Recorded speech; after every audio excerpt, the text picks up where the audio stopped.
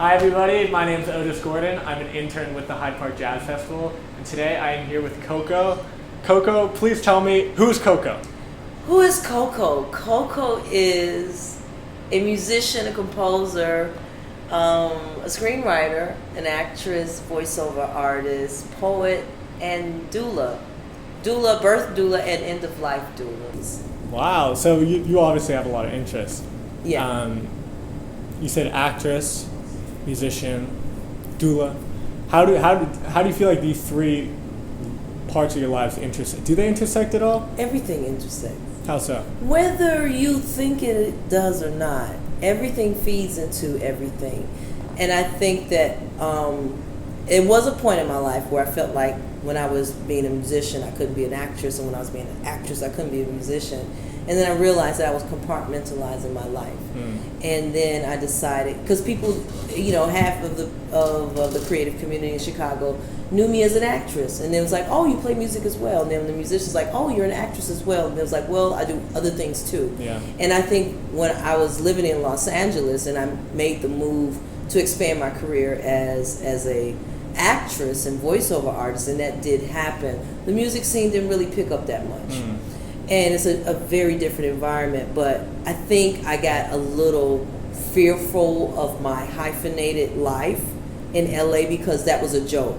Because everybody comes to either New York or LA. Now Chicago is a new hot place for people to move to jumpstart a lot of different careers, which wasn't the same thing when I was in my 20s, close to your age. Everybody was going to either Los Angeles or New York to do whatever it was that they were doing, because it was like, okay, I've outgrown this pond, let me expand my horizons and see what happens in these environments.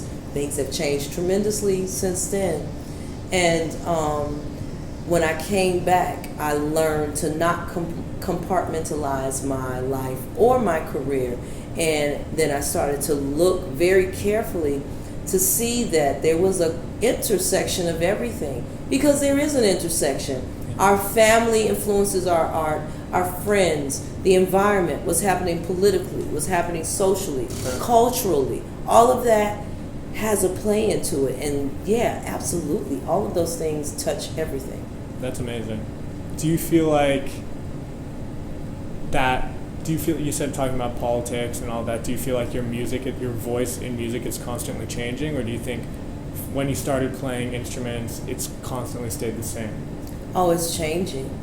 It's changing, but one thing that I have noticed and discovered, that the things and the people and the persons and places that I highlight in my music are those that are closest to me. Like, my heroes are my mom, or that aunt around the corner, or my friend's mom who influenced me, or my girlfriend, or, so I centralize these individuals because of something that they did for me, how they influenced me, how they allowed me to see life in a different way, or to see art in a different way, or expand my awareness when it came to world religion. Those people make marks on you, and they may not necessarily be artists, but I find that my music touches on those big imprints. Yeah. That's beautiful. So these people mean a lot to you. Obviously, your friends are impactful. What do you think the most rewarding part about being an artist and musician is? Is the audience. Yeah. Is to bring a smile to a face, to speak a truth that is kind of like forbidden to speak, and to see somebody laugh or to see somebody smile or go, yeah, that's everything. Yeah. That's what it's all about for me, is that I changed a frequency. Yeah. That whatever the music was, whether it was dirty blues, that it touched a place where you could feel like you could release everything that may be giving you anxiety, causing you stress, making you depressed. That when you step into the audience, that you are in a space where there's joy, there is beauty, there is honesty, Yeah. there is love. Those things are very, very important to me as an artist. Do you feel like improvisational music, you're closely connected to AACM, I think, and then I'm the chair. you're the chair, of course. What does improvisational music allow that other types of music can't? That's a lot of things. It's freedom. Yeah. Freedom. Because it allows you to express what you feel without a particular genre, without any labels, to just express. And it's very important to have spaces where we can express and share without feeling like it's in a box and it has to fit in a container. That container of creative music allows us to just express who we are creatively, period, without the labels, without expectations, but just to be purely authentic to your own single voice, which may change from venue to venue, from configuration to configuration, from time, spaces, whatever is a highlight in your life.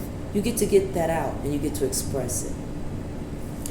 Yeah, I mean, I feel like you get your voice out in a variety. Like, just looking around your room, there must be over 50 instruments that I could see here. There's DJing, I don't even know what this instrument is. Could you tell us what this instrument is? Absolutely, and I'm so glad that you brought my awareness that it was sitting right here because I wasn't paying attention. This is a diddley bow. A diddley bow? A diddley bow. There was a artist by the name of Bo Diddley, and that's where his name is. He took it and flipped it around. It has its roots in Africa. It's a one-string guitar. It's an African American invented instrument, as well as the banjo. Yeah. And when it was introduced to my life, it changed things. I integrated in a lot of the different styles of music that I play. And this one in particular is named after my mother, who's on the other side. Her name is Oberia, and she was a craftsman and a seamstress. And she always loved to bedazzle things. And so once I decided to give it her name, that's when the bedazzling. And so my fretboard is also set up to complement my synesthesia. So C has always, since a kid, been yellow, and A has always been red. Wow. So, and then this is in the string of E, in the key of E, and so the double colors represents all the notes that are in the key. Wow. So when was the diddley bow? When was that introduced to you? Do you remember specifically the first time you saw it? Yes, the first time I saw it was when I was performing with Ben Lamar Gay. Yeah. And Ben had one, and then Carlos Pride and myself fell in love with it, and so I gathered some boxes, some cigar boxes, and we looked at the specs and everything, and he assisted in constructing one for Ben, and then constructed one for myself. Beautiful. Yeah, so it was 3 that came out of that, but Ben was the one that introduced us or reintroduced us to this magical instrument. It's beautiful. And it's like a voice. It's one string. It's about 2 octaves, but you can play in most keys. Yeah. You might have to jump around for certain keys and go from the high tones back to the low tones, but it's pretty interesting to say the least. Is it different having one string? Oh, yeah, it's very different because,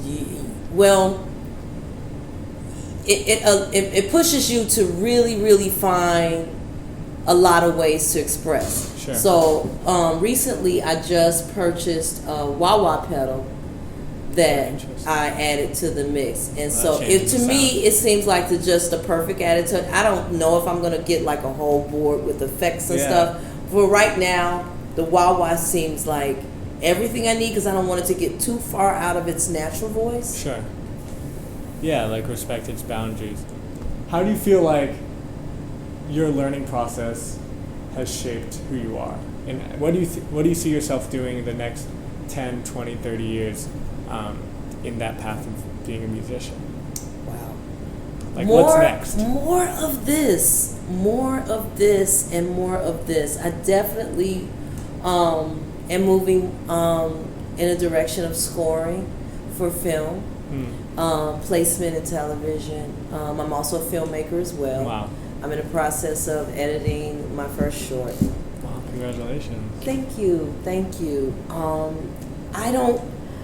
I'm open to the possibilities.